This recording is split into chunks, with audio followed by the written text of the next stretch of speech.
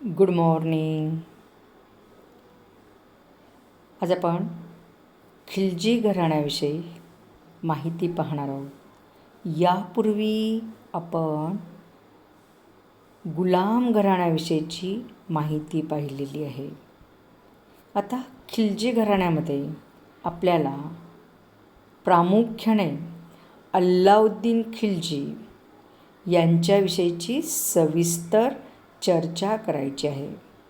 या अल्लाउद्दीन खिलजी विषयी 2 वेगवेगळे 15-15 मार्कांचे प्रश्न असतील. त्यातला पहिला जो प्रश्न आहे तो म्हणजे अल्लाउद्दीन खिलजीच्या अंतर्गत कामगिरीचे मूल्यमापन, म्हणजेच अल्लाउद्दीन खिलजीचे अंतर्गत धोरण. तसंच अल्लाउद्दीन खिलजीच्या प्रशासकीय आणि आर्थिक सुधारणा. याचाच अर्थ काय?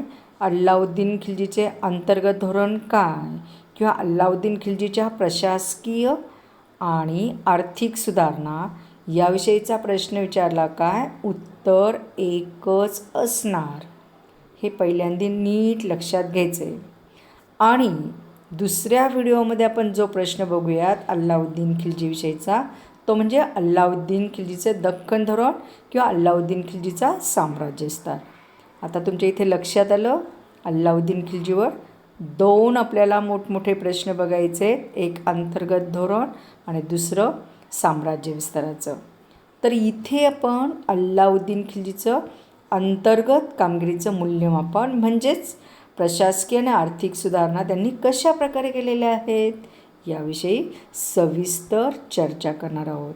आणि ही चर्चा करत असतानाच आपण MCQचे कशा पद्धतीने प्रश्न विचारतील याही बाबतीत चर्चा करणार आहोत. आता आपण प्रथम प्रस्तावना पाहूयात. ही प्रस्तावना बघताना अल्लाउद्दीन खिलजी सुलतान पदावर कशा पद्धतीने आला याची थोडक्यात आपण बॅकग्राऊंड पाहणार आहोत. हा अल्लाउद्दीन खिलजी म्हणजे खिलजी घराण्याचा संस्थापक जलालुद्दीन खिलजी याचा पुतण्या. जलालुद्दीन खिलजी हा अल्लाउद्दीन खिलजीच्या आधीचा दिल्लीचा सुलतान. अल्लाउद्दीन खिलजी आणि जलालुद्दीन खिलजी यांचं नातं काय? तर काका पुतण्याचं नातं आहे. अल्लाउद्दीनचा काका चुलता कोण? जलालुद्दीन. ओके, अशाही पद्धतीने प्रश्न विचारतात आणि म्हणून तुम्ही असे छोटे छोटे MCQचे प्रश्न तयार करायचे. आता अल्लाउद्दीन खिलजी हा आपण बघितलं आहे जलालुद्दीन खिलजीचा पुतण्या. या अल्लाउद्दीनचे वडील शहाबुद्दीन लवकरच मरण पावल्यामुळे अल्लाउद्दीनचे संपूर्ण पालनपोषण चुलत्याने म्हणजेच सुलतान जलालुद्दीन खिलजीने केले होते. हा अल्लाउद्दीन अतिशय शूर पराक्रमी योद्धा होता. मोठा झाल्यानंतर अल्लाउद्दीन खिलजी सरदार पदावर त्याची नियुक्ती केली गेली. जलालुद्दीन खिलजीने त्याला आपला जावई करून घेतले. नुसतं जावईच केलं असं नाही, तर या अल्लाउद्दीन खिलजीवर आणखी एक महत्त्वाची जबाबदारी टाकली, ती म्हणजे कडा आणि माणिकपूरची जहागिरी देऊन त्याचा उत्कर्ष केला. म्हणजे कडा आणि माणिकपूरची जहागिरी देणं, प्राप्त करून घेणं ही साधी गोष्ट नव्हती. आता इथे लक्षात घ्यायचं आहे की कडा माणिकपूरची जहागिरी मिळाली आणि तिथून पुढे खऱ्या अर्थाने अल्लाउद्दीन खिलजीच्या राजकीय जीवनाला वेग प्राप्त झाला असं म्हटल्यास वावगं ठरणार नाही.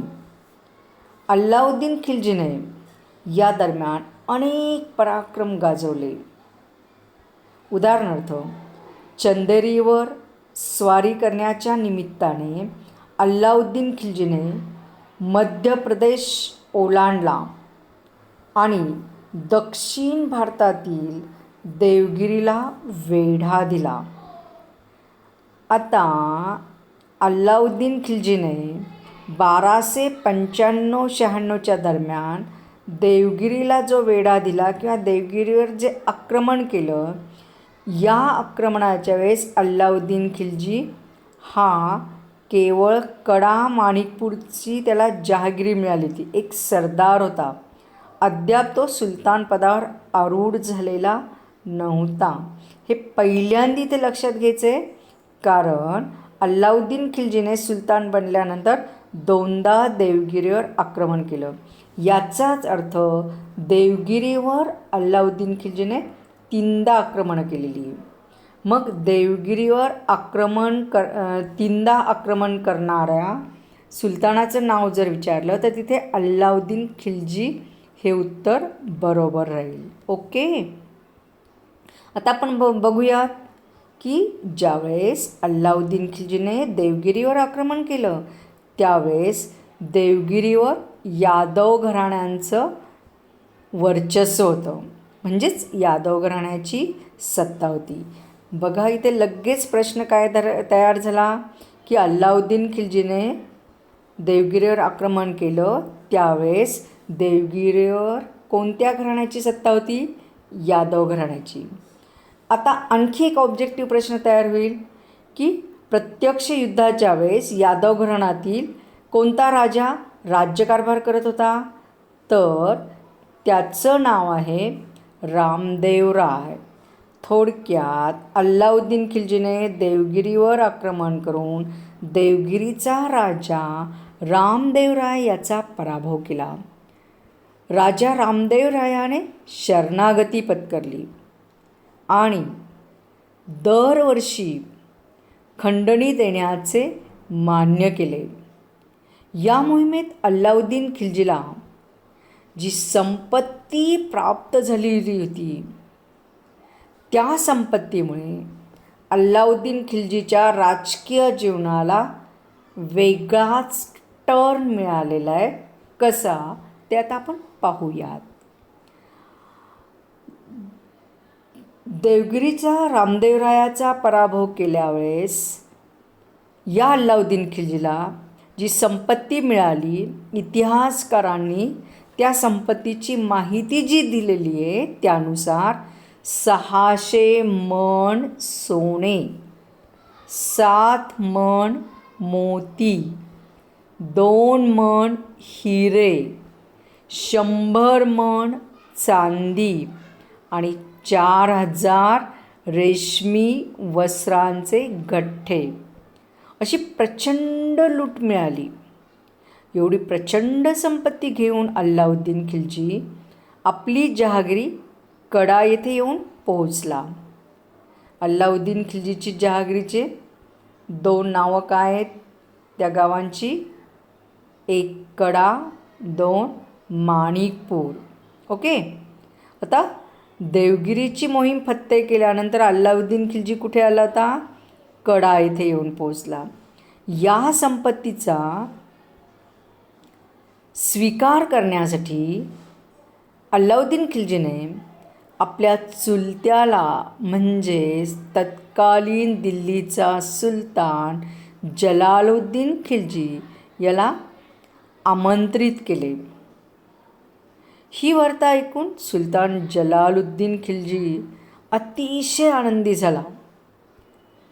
सुलतान जलालुद्दीन खिल्जी कडा येथे जाऊन पोहोचला. अल्लाउद्दीन खिल्जीने संपूर्ण स्वागताची तयारी केलेली होती, पण हे स्वागत करण्यामागचा जो राजकीय डावपेच आहे तो सर्वांच्याच लगेचच लक्षात आला आणि त्यानुसार अल्लाउद्दीन खिल्जीने आपल्या पुतण्याला म्हणजेच जलालुद्दीन खिल्जीला विश्वासघाताने ठार मारले. आता त्याने कशा पद्धतीचा विश्वासघात केला, कशा पद्धतीने ठार मारले याबाबतीत इतिहासकारांमध्ये विविध मतांतरे आहे. कोणी म्हणतं की भेटीसाठी जो शामियाना उभारलेला होता जो मंडप उभारलेला होता त्या मंडपाची अशी रचना केलेली होती की ज्या आसनावर जलालुद्दीन बसेल, जलालुद्दीन त्या आसनावर बसताच तो मंडप कोसळून त्याच्या अंगावर पडेल आणि त्यानुसार त्यामध्ये जलालुद्दीन खिलजीचा मृत्यू झाला. तर काही इतिहासकार म्हणत आहेत की त्या मंडपाला अचानक आग लागली. कोणत्याही प्रकारचं मत ग्राह्य धरलं तरी निष्कर्ष एकच निघतो आणि तो निष्कर्ष म्हणजे अल्लाउद्दीन खिलजीने आपल्या चुलत्याला म्हणजे जलालुद्दीन खिलजीला विश्वासघाताने ठार मारले. अशा पद्धतीने 1296 साली अल्लाउद्दीन खिलजी दिल्लीचा सुलतान बनला. आता अल्लाउद्दीन खिलजी जो 1296मध्ये दिल्लीचा सुलतान बनला याविषयी इतिहासकार शर्मा म्हणतात. शर्मा हे नाव आहे, काय सरनेम आहे. इतिहासकार शर्मा म्हणतात अल्लाउद्दीन खिलजीची कारकीर्द विश्वासघाताने सुरू झाली. अनेक देणग्यांनी वाढली आणि दहशतीच्या वातावरणात संपली. शर्माने अल्लाउद्दीन खिलजीविषयी हे जे आपले विचार मांडलेले आहेत ते अतिशय सार्थ असलेले आपल्याला दिसून येतात. आता आपण अल्लाउद्दीन खिलजीच्या प्रारंभीच्या अडचणी आणि त्यावर मात याविषयी पाहूया. म्हणजेच काय की अल्लाउद्दीन खिलजी सुलतान बनल्यानंतर त्याच्यापुढे अनेक अडचणी आलेल्या होत्या. या अडचणींचा अल्लाउद्दीन खिलजीने चांगला अभ्यास केला आणि मग त्याविषयी उपाययोजना तयार केला आणि त्यानुसार अडचणींवर मात केली. या अडचणी कोणत्या आणि अडचणींवर मात कशा पद्धतीने केली याविषयी आपण सविस्तर चर्चा करणार आहोत. ओके. आता बघा, अल्लाउद्दीन खिलजीने आपल्या चुलत्याला ठार करून दिल्लीच्या गादीवर आल्यामुळे अल्लाउद्दीन खिलजीला अनेक सरदारांचा रोष पत्करावा लागला. जलालुद्दीन खिलजीची पत्नी बेगम मलिका जहान हिने आपला मुलगा इब्राहिम याला गादीवर बसवून राज्यकारभाराला सुरुवात केली. त्यातच आणखी महत्त्वाची अडचण म्हणजे अनेक हिंदू राजांनी बंड करून स्वातंत्र्य पुकारलं. इथे नीट लक्षात घ्या, कुठलाही सुलतान जर आपण बघितला तर आपल्याला लक्षात येईल प्रत्येक सुलतान गादीवर येताच राजपुतांनी बंड केलेले, त्याच पद्धतीने हिंदूंनी देखील बंड केलेले. आणि मग अल्लाउद्दीन खिलजी सुलतान बनल्यानंतर अनेक हिंदू राजांनी बंड पुकारलेले आपल्याला दिसून येते. आता या सर्व संकटावर अल्लाउद्दीन खिलजीने यशस्वीरित्या मात केली. प्रथम त्याने संपत्तीच्या मदतीने सर्व तुर्की सरदारांना आपल्या बाजूला वळवून घेतले. तसेच प्रचंड सैन्यासह तो दिल्लीवर चालून गेला. मलिका जहान आणि इब्राहिम यांचा पराभव करून त्यांना कैदेत टाकले. त्याबरोबरच यादवी संपुष्टात आली. त्याचप्रमाणे प्रचंड सैन्यांच्या मदतीने अल्लाउद्दीन खिलजीने सर्व बंडखोरांचा बीमोड केला आणि आपले आसन अधिकाधिक स्थिर, भक्कम, बळकट करण्याचा प्रयत्न केला. त्यासाठी त्याने विविध उपाययोजना अंमलात आणल्या. पुढचा मुद्दा बघणार आहोत, सत्ता स्थैर्यासाठी केलेले प्रयत्न. अल्लाउद्दीन खिल्जीने सत्ता स्थैर्यासाठी म्हणजे आपली सत्ता स्थिर करण्यासाठी जे वेगवेगळे प्रयत्न केलेले आहेत ते कशा पद्धतीने केलेले आहेत त्याची सविस्तर चर्चा करूयात. त्यापैकी पहिला जो मुद्दा आहे, जलाली सरदारांचा बंदोबस्त. आता या पॉईंट्सवरून तुमच्या एक गोष्ट लक्षात आलेली असेल, जलाली सरदार म्हणजे कोण, तर जलालुद्दीनचे असलेले सरदार. मग जलालुद्दीनचे जे सरदार आहेत, या सरदारांच्या विरोधी अल्लाउद्दीन खिल्जीने जी भूमिका घेतलेली आहे ती भूमिका नेमकी कशा प्रकारची घेतलेली आहे हे आपण पाहूयात. लक्षात येते. आता बघा की जलाली सरदारांचा बंदोबस्त करताना आपले आसन बळकट करण्यासाठी आणि आपली सत्ता स्थिर करण्यासाठी अल्लाउद्दीन खिल्जीने प्रथम जलाली सरदारांचा बंदोबस्त केला. ज्या सरदारांनी मलिका जहान आणि इब्राहिम यांच्याशी विश्वासघात केला होता त्यांना कठोर शिक्षा सुनावल्या.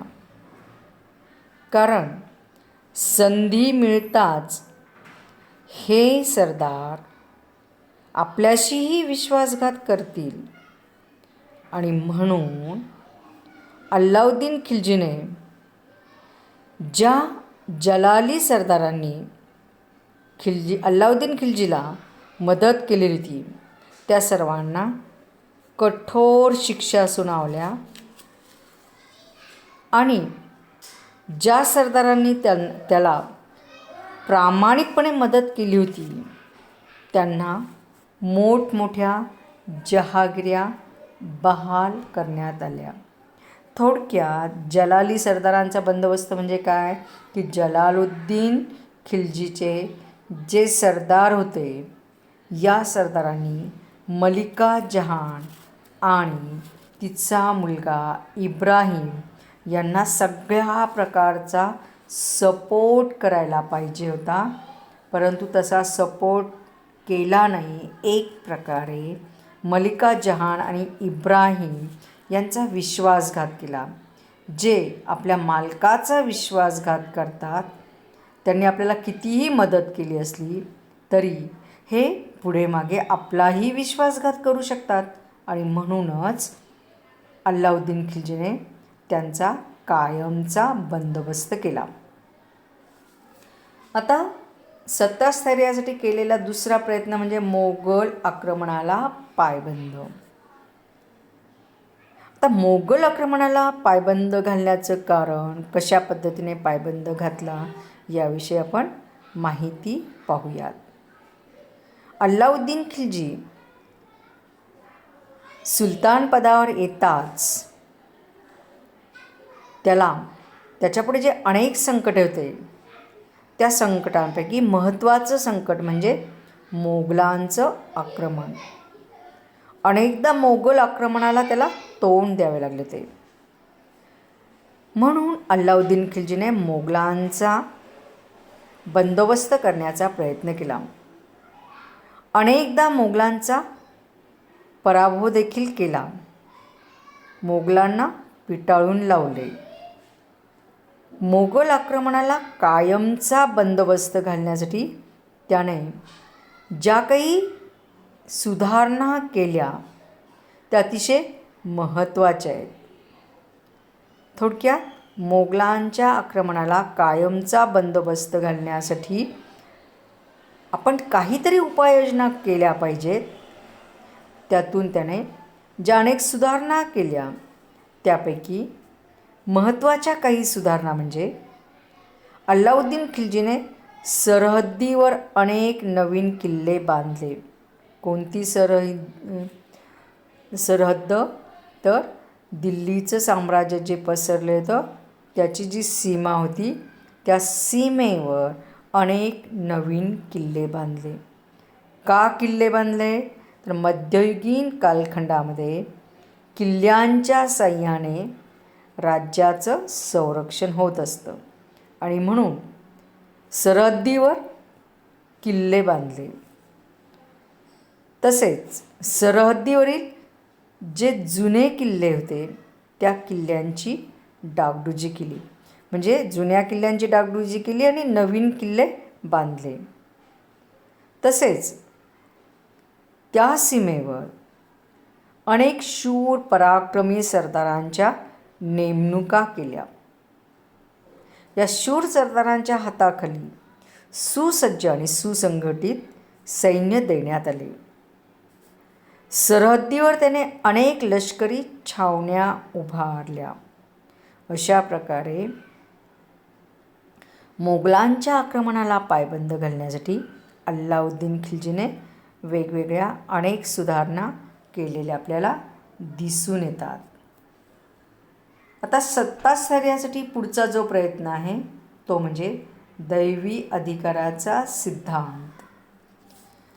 आता अल्लाउद्दीन खिल्जीचा दैवी अधिकाराचा सिद्धांत बघताना आपल्याला गुलाम घराण्यातील एका सुलतानाची सहजपणे आठवण होते आणि तो सुलतान म्हणजे कोण? राईट, बलबन. ओके. आता दैवी अधिकाराचा सिद्धांत बघत असताना बलबनप्रमाणेच अल्लाउद्दीन खिल्जीने दैवी अधिकाराच्या सिद्धांताचा स्वीकार करून आपली सत्ता बळकट करण्याचा प्रयत्न केला.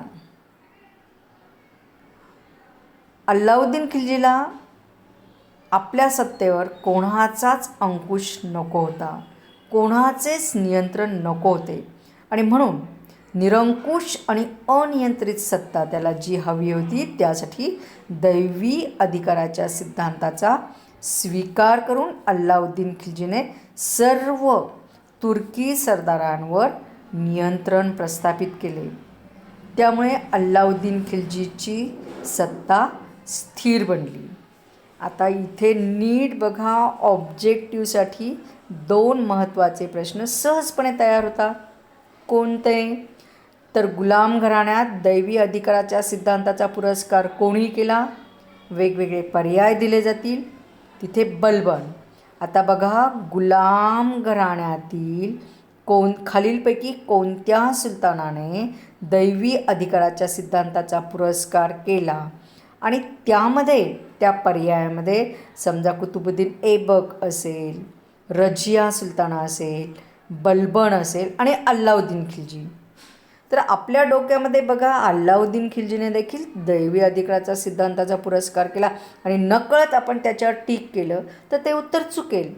नो डाऊट अल्लाउद्दीन खिल्जीने दैवी अधिकाराचा सिद्धांताचा पुरस्कार केला, पण तो खिल्जी घराण्यातील आहे. प्रश्न काय? गुलाम घराण्यातील कोणत्या सुलतानाने? ऑफकोर्स त्याचं उत्तर परफेक्ट काय असेल? बलबन. आणि म्हणून उत्तरं लिहिताना आधी प्रश्न नीट शांत डोक्याने वाचणं गरजेचं आहे, अन्यथा आपलं उत्तर येत असून घाई गडबडीने चुकू शकतं. ही चूक करता कामा नये. ओके. आता आपण बघूयात पुढचा मुद्दा, सत्तास्थैर्यासाठीचा 4 नंबरचा, बंडाच्या कारणांचा शोध व त्यावर उपाय. आता बंडांच्या कारणाचा शोध आणि त्यावर उपाय याविषयी मला असं वाटतं आपण पुढील व्हिडिओमध्ये चर्चा करूया. इथे फक्त थोडक्यात यामध्ये या 4थ्या पॉईंट्समध्ये नेमकं काय काय येणार आहे एवढं मी फक्त तुम्हाला सांगते. याची सविस्तर चर्चा पुढच्या व्हिडिओत करूयात. ओके. आता बघा, अल्लाउद्दीन खिल्जी गादीवर येताच त्याला अनेक बंडांना तोंड द्यावे लागले. त्याच्या 20 वर्षाच्या कारकिर्दीत अनेक बंड घडून आली. मात्र अल्लाउद्दीन खिल्जीने सैन्याच्या मदतीने सर्व बंडखोरांचा पाडाव केला. नुसरत शहाचे बंड, नवीन मुसलमानांचे बंड, पुतण्या आकत खानाचे बंड आणि दिल्ली येथील हाजी मौलांचे बंड त्याने यशस्वीरित्या मोडून काढले. जरी बंडांचा बिमोड केला तरी हे बंड का होतात त्या कारणांच्या मुळाचा शोध घेण्याचा अल्लाउद्दीन खिल्जीने प्रयत्न केला आणि त्यानुसार वारंवार होणारी ही बंड मोडून काढण्यापेक्षा बंडाच्या कारणांचा शोध त्याने लावला आणि त्यावर विविध उपाययोजनांची त्याने आखणी केली आणि बंड होणारच नाही याची काळजी घेतली. आता अल्लाउद्दीन खिल्जीने बंड होऊच नये यासाठी ज्या वेगवेगळ्या उपाययोजना अंमलात आणल्या होत्या त्यातील पहिला मुद्दा संपत्तीचे अपहरण, दुसरा मुद्दा गुप्तहेरांची अकार्यक्षमता, तिसरा मुद्दा मद्यपान बंदी, चौथा उपाय सरदारांच्या वैवाहिक संबंधात सुलतानाची संमती. याविषयीची सविस्तर चर्चा आपण नंतर पाहूयात. इथे आपण थांबूयात. ओके.